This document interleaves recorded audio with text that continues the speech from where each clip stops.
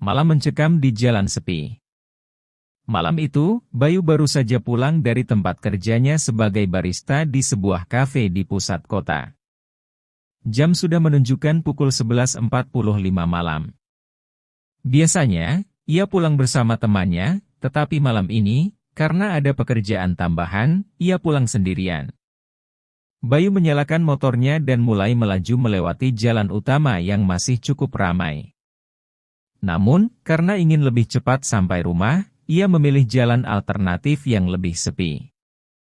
Jalan itu adalah jalur pintas yang sering ia lalui, meskipun ada rumor bahwa daerah tersebut rawan kejahatan. Ketika memasuki jalanan gelap itu, Bayu mulai merasa ada yang tidak beres. Dari kaca spion, ia melihat dua motor di belakangnya yang tampaknya mengikuti. Awalnya, ia berpikir mungkin mereka hanya kebetulan searah dengannya. Tapi semakin lama, kedua motor itu makin mendekat. Jantung Bayu berdegup kencang. Ia mencoba menambah kecepatan, tetapi motor di belakang ikut mempercepat laju mereka. Sial! Mereka membuntuti, pikirnya. Tak lama kemudian, salah satu motor menyalip dan tiba-tiba berhenti di depannya. Bayu terpaksa mengerem mendadak agar tidak menabrak. Saat itulah motor lain berhenti di sampingnya, mengapitnya dari dua sisi. Dari motor pertama, dua pria turun dengan cepat. Salah satunya memegang celurit yang berkilat di bawah cahaya lampu jalan yang redup. Turun, serahin motor sama barang-barang lo, bentak pria bertubuh kekar dengan suara kasar.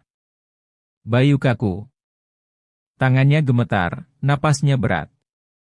Ia tahu jika melawan, risikonya besar.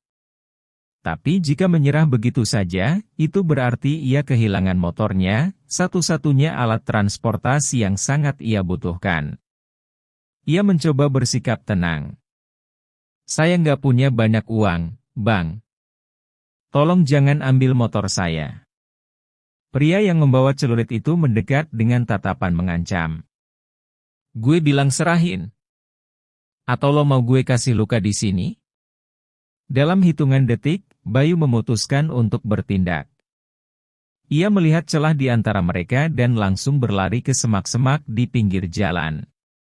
Begal itu kaget, tapi langsung mengejarnya. Bayu berlari sekuat tenaga, jantungnya berdegup kencang seperti hendak meledak.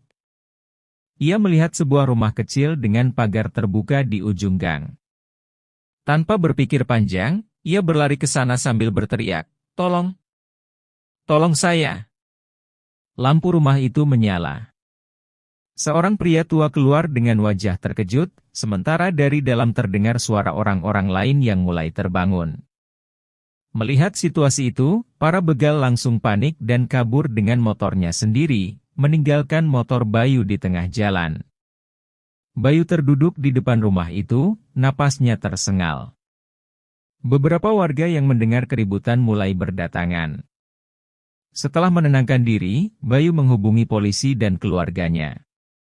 Malam itu, Bayu selamat, tapi rasa trauma terus menghantui pikirannya.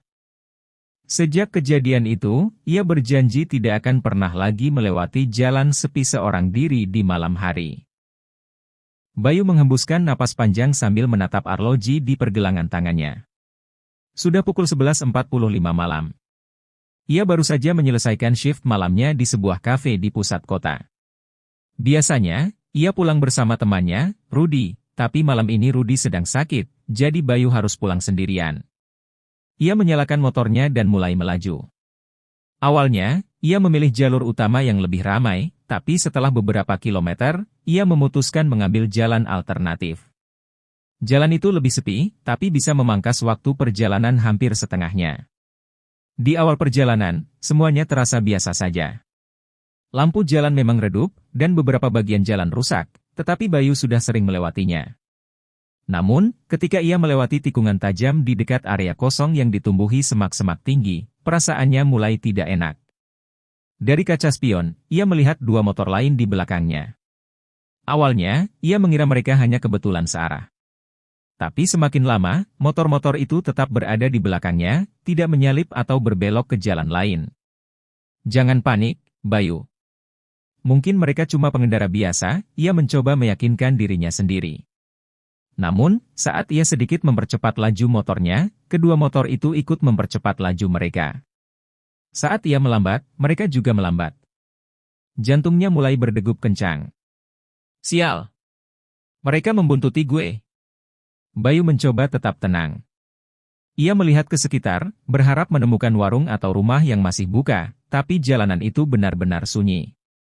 Satu-satunya pilihan adalah terus melaju dan mencari jalan keluar dari situasi ini. Tiba-tiba, salah satu motor menyalip dan langsung berhenti di depannya. Bayu terkejut dan refleks mengerem mendadak. Saat itulah motor kedua berhenti di sampingnya, mengapitnya. Dari motor pertama, dua pria turun. Salah satunya bertubuh kekar dengan jaket hitam, sementara yang satunya lebih kurus dengan wajah tertutup masker. Pria kekar itu mengeluarkan celurit dari balik jaketnya, mengayunkannya ke udara sambil berkata dengan nada mengancam. Turun, serahin motor sama dompet lo. Bayu tercekat. Tangannya gemetar, otaknya bekerja keras mencari cara untuk keluar dari situasi ini. Ia tahu jika ia melawan, risikonya besar. Tapi menyerahkan motornya begitu saja juga bukan pilihan yang mudah. Saya nggak punya banyak uang, Bang. Motor ini buat kerja. Pria bertopeng yang berdiri di sampingnya mendecakkan lidah. Udah banyak alasan. Cepat turun. Bayu melirik sekeliling. Jalanan masih sepi. Tidak ada seorang pun yang bisa menolong. Jika ia diam saja, mereka mungkin akan menggunakan kekerasan. Tiba-tiba, ia melihat celah. Semak-semak tinggi di pinggir jalan bisa jadi tempat bersembunyi. Tanpa pikir panjang, ia pura-pura hendak turun, lalu secepat kilat melemparkan helmnya ke wajah salah satu begal dan langsung berlari ke arah semak-semak. Kejar dia, teriak pria kekar itu. Bayu berlari sekuat tenaga, napasnya memburu. Ranting-ranting semak-semak mencakar lengannya, tapi ia